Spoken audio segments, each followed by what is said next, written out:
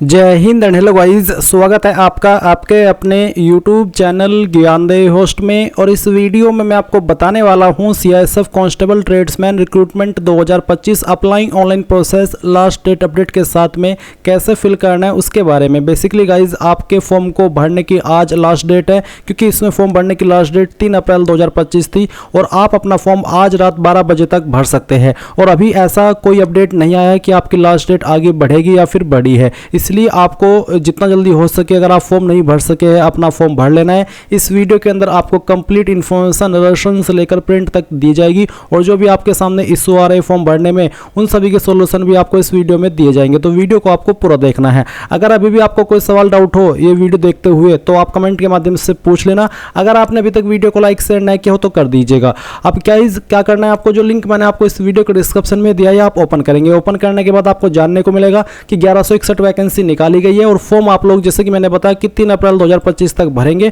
यानी कि आज आपके फॉर्म भरने की लास्ट डेट है। आज नहीं तो फिर कभी नहीं, फिर क्या पता इस वैकेंसी को दोबारा आने में कितना टाइम लगे, और जब ये दोबारा आए क्या पता उस वक्त आप इसमें एज के अकॉर्डिंग एलिजिबल हो या ना हो। इसलिए ये मौका आपको जाने नहीं देना है अगर आप इसमें एलिजिबल है। यहाँ पर आपको ये जानने को मिलेगा, अगर आप सिर्फ 10वीं पास है तो आप कांस्टेबल स्वीपर की पोस्ट पर अप्लाई कर सकते हैं। बाकी सभी पोस्ट पर अप्लाई करने के लिए ITI की योग्यता मांगी है उस ट्रेड में, पर स्वीपर की पोस्ट पर सिंपल 10वीं पास अप्लाई कर पाएंगे। एज आपकी 18 से 23 साल के बीच रखी गई है और कौन सी कैटेगरी को कितनी छूट मिलेगी एज के अंदर, वो भी आपको यहाँ पर बताया है। तो सभी इन्फॉर्मेशन चेक करने के बाद अगर आप इसमें एलिजिबल है और आपका मन है अप्लाई करने का, तो जल्दी से अप्लाई कर लीजिए। इसके लिए आप इंपॉर्टेंट लिंक के सेक्शन में आएंगे और apply online and forgot registration password link open करेंगे। आपके सामने यहाँ पर कुछ ऐसा इंटरफेस आएगा। अगर आपने इस वेबसाइट का इस्तेमाल करके पहले भी फॉर्म भरा है तो आपका इसमें अकाउंट बना हुआ है। आप यहाँ पर forgot registration ID and password इसके ऊपर क्लिक करेंगे एंड देन आपका नाम डालेंगे जो कि आपने उस वक्त भरा था। फादर नेम डालेंगे, मदर नेम डालेंगे, डेट ऑफ बर्थ डालेंगे, जेंडर सेलेक्ट कर लेंगे और फिर ये कैप्चा कोड डाल करके सबमिट करेंगे।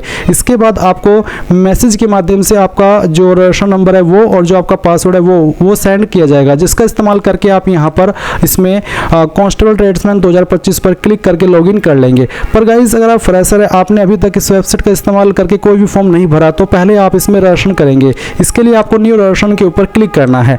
अब आप यहाँ पर जो भी आपका नाम है 10th के सर्टिफिकेट के अकॉर्डिंग वो यहाँ पर भरेंगे। उसको दोबारा डाल करके आपको यहाँ पर वेरीफाई करना है। फिर पूछेगी क्या आपने आपका नाम बदला है 10वीं करने के बाद में, अगर हाँ तो यस, नहीं तो आप नो करेंगे। फिर आपको यहाँ पर आपका फादर नेम एंटर करना है। फादर नेम को दोबारा डाल करके वेरीफाई करना है। अपना मदर नेम एंटर करना है। मदर नेम को दोबारा डाल करके वेरीफाई करना है। फिर यहाँ पर जो भी आपका डेट ऑफ बर्थ है वो आप एंटर करेंगे। पहले आपको आपका डे नहीं बल्कि मंथ एंटर करना होगा, क्योंकि यहाँ पर MM लिखा है। तो आप यहाँ पर कैलेंडर के ऊपर क्लिक करके भी इसको सिलेक्ट कर सकते हैं। पहले आप यहाँ से इस तरह से ईयर सेलेक्ट कर लेंगे, फिर मंथ और उसके बाद में डे, तो आपका डेट ऑफ बर्थ आ जाएगा। अगेन आप इसके ऊपर क्लिक करके यहाँ से इसको दोबारा सेलेक्ट करेंगे। पहले आपको यहाँ पर ईयर सेलेक्ट करना है, फिर मंथ और उसके बाद में आपका डे, तो डेट ऑफ बर्थ आ जाएगा। फिर आप जेंडर सेलेक्ट करेंगे। जेंडर को दोबारा सेलेक्ट करके वेरीफाई कर लेंगे। ये कैप्चा कोड डालेंगे। सभी जानकारी चेक करने के बाद नीचे सबमिट के ऊपर क्लिक करेंगे। अब आपने जो भी जानकारी भरी है वो आपके सामने है। आप यहाँ पर इस तरह से अपनी इन्फॉर्मेशन चेक करेंगे और चेक करने के बाद नीचे की तरफ आप आपका मोबाइल नंबर डालेंगे जो कि आप रजिस्टर करना चाहते हैं। उस नंबर को दोबारा डाल करके वेरीफाई करेंगे। अपनी ईमेल ID एंटर करेंगे। फिर ईमेल ID को भी दोबारा डाल करके वेरीफाई कर देंगे।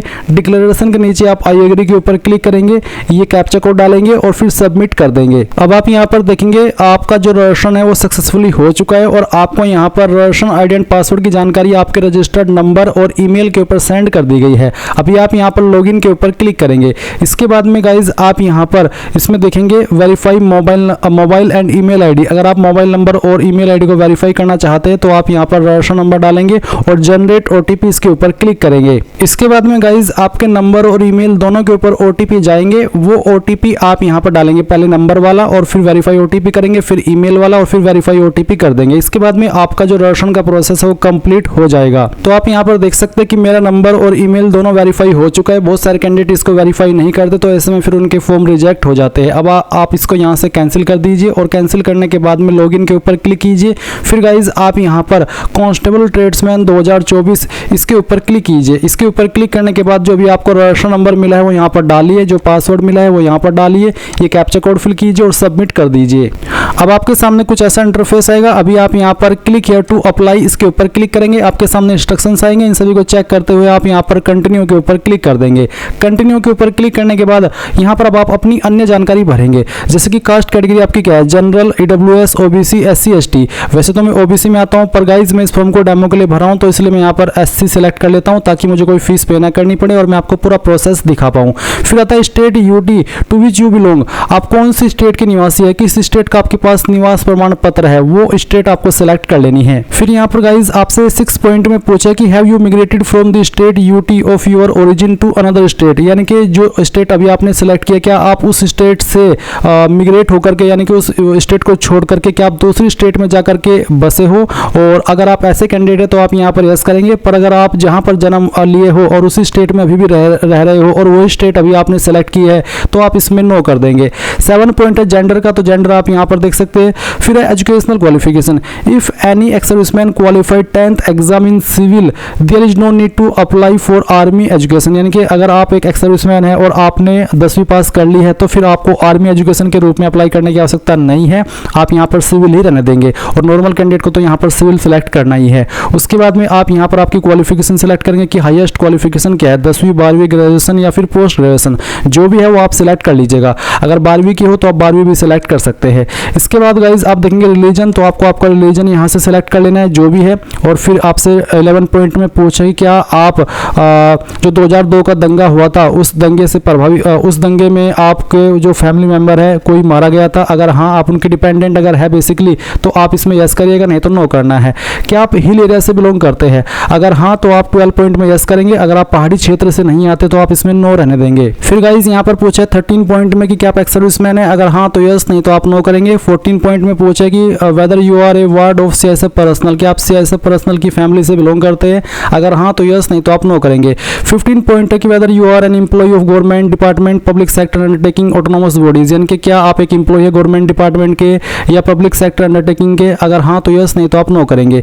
इसके बाद 17 पॉइंट है name of the trade applied for, कौन सी ट्रेड के लिए आप अप्लाई कर रहे हैं वो ट्रेड आपको यहाँ पर सेलेक्ट कर लेना है। आपको यहाँ पर काफी सारे ट्रेड देखने को मिल रहे हैं, तो जिसमें भी आपको अप्लाई करना है वो आप सेलेक्ट कर लीजिए। एक स्वीपर ही ऐसा ट्रेड है जिस पर आप सिंपल 10वीं पास से अप्लाई कर पाएंगे, बाकी जो ट्रेड है उन पर 10वीं के साथ में आईटीआई की योग्यता भी मांगी है उसी ट्रेड में, तभी आप उस पर अप्लाई करने के लिए फुल्ली एलिजिबल होंगे। फिर 18 पॉइंट है विजिबल आइडेंटिफिकेशन मार्क्स, आपकी बॉडी के ऊपर वो निशान जिससे आपकी बॉडी की पहचान होती है, ये निशान आपकी बॉडी के ऊपर कहीं पर भी हो सकता है। अगर आपकी बॉडी के ऊपर कोई भी निशान नहीं है तो आप यहाँ पर सेकंड वाले ऑप्शन में नो मार्क लिख दीजिएगा, और अगर एक भी निशान नहीं है तो पहले वाले में भी आप नो मार्क लिख सकते हैं। अब आप यहाँ पर 19 पॉइंट में जो आपका परमानेंट एड्रेस है वो एंटर करेंगे, तो जो भी एड्रेस है वो आप यहाँ पर भरिए, आपका पोस्ट ऑफिस कौन सा है वो लिख दीजिए। फिर स्टेट आपकी कौन सी है वो स्टेट सेलेक्ट कर लीजिए, डिस्ट्रिक्ट कौन सी है वो डिस्ट्रिक्ट आपको यहाँ पर खुद से सिलेक्ट कर लेनी है, और उसके बाद में जो आपका पिन कोड है वो भी आपको यहाँ पर डाल देना है।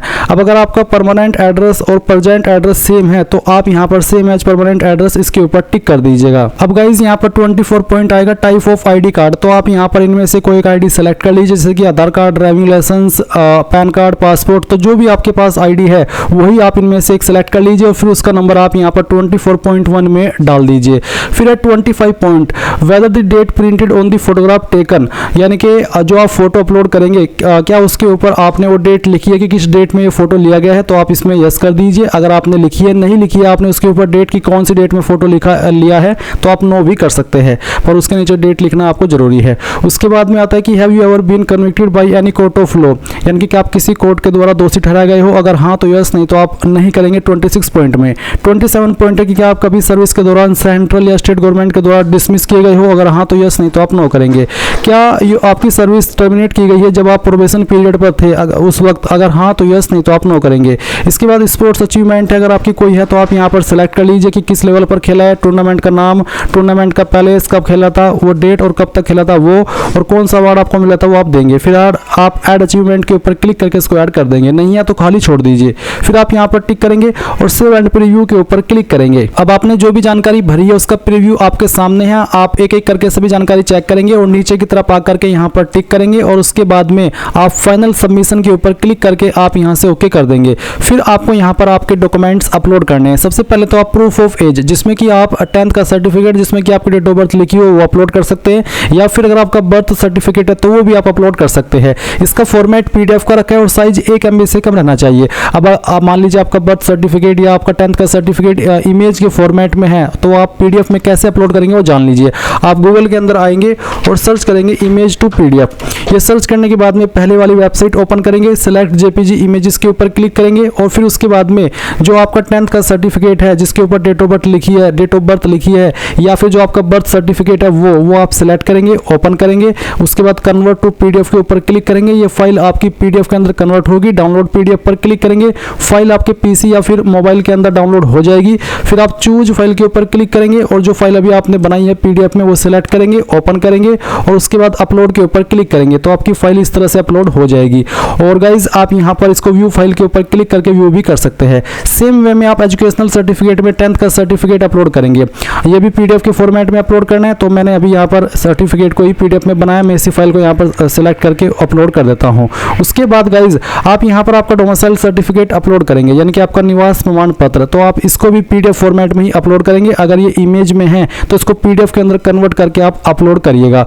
उसके बाद फोटो आपको बोला है कि duly dated on photograph taken not more than 3 month old from the date of publication of the notification, यानी कि आप जो फोटो अपलोड करेंगे उसके ऊपर आपको डेट लिखनी है और वो डेट आप जो लिखेंगे वो 3 महीने से ज़्यादा पुरानी नहीं होनी चाहिए। फॉर्मेट जेपीईजी या फिर जेपीजी का, और साइज आपका 20 केबी से लेकर के 50 केबी के बीच में रहना चाहिए फोटो का। तो गाइज यहाँ पर मैं चूज फाइल के ऊपर क्लिक करता हूँ और इसके ऊपर क्लिक करने के बाद में यहाँ पर आपको जो फोटो है वो अपलोड करके दिखाता हूँ। मेरे पास यहाँ पर फोटो अवेलेबल है, पर ये जो फोटो है ये पहले का, इसके ऊपर डेट पुरानी लिखी हुई है, तो मैं इसको आपको एडिट करके दिखाता हूँ। अगर आप कंप्यूटर से भर रहे हैं तो आपको यहाँ पर इस तरह से आपके डेट को एडिट करना होगा, यानी कि डेट को आपको यहाँ पर वही लिखना है जो आपको यहाँ पर बोला है।